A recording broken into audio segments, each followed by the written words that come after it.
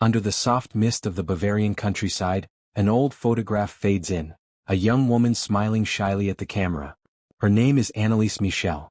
In 1976, she died after months of ritual exorcisms, and her story would become one of the most haunting and controversial cases in modern religious history.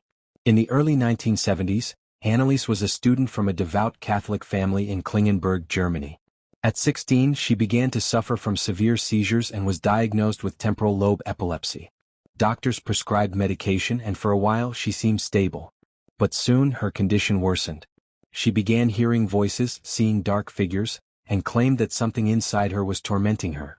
Doctors believed it was a combination of epilepsy and depression.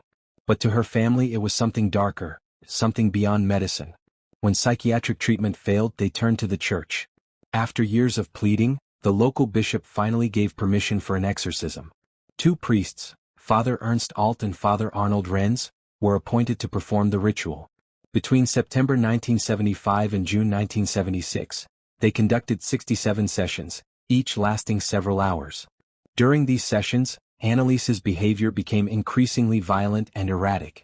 She would scream, speak in strange voices, and sometimes refuse food or water. The priests recorded many of these sessions on tape. In them, voices identified themselves as demons, among them Lucifer and Judas.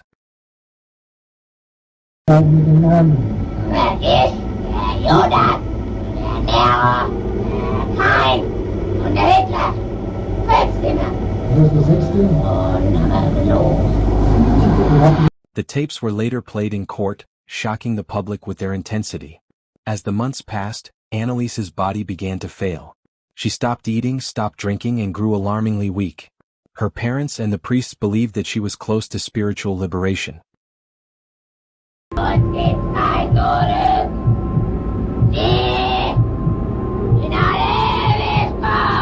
But on July 1, 1976, Anneliese Michel died in her home. She was 23 years old and weighed only about 30 kilograms. The autopsy concluded that she had died of malnutrition and dehydration. Her death ignited a national scandal. In 1978, her parents and the two priests were charged with negligent homicide.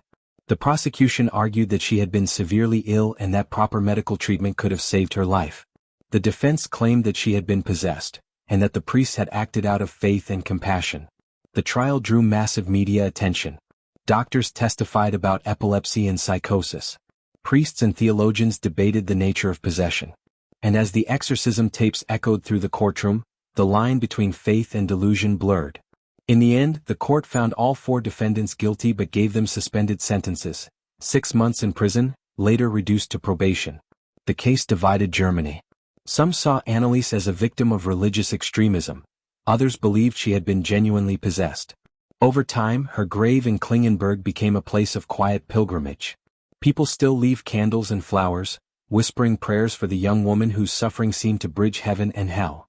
Anneliese Michel's story continues to haunt not because of demons, but because it forces us to confront something far more human: the desperate line between faith and illness, belief and responsibility. Her life remains a tragic reminder of what can happen when the worlds of religion and medicine collide, and no one knows which voice to trust. She was 23 years old. Her name was Anneliese Michel, and her story still asks, what do we choose to believe?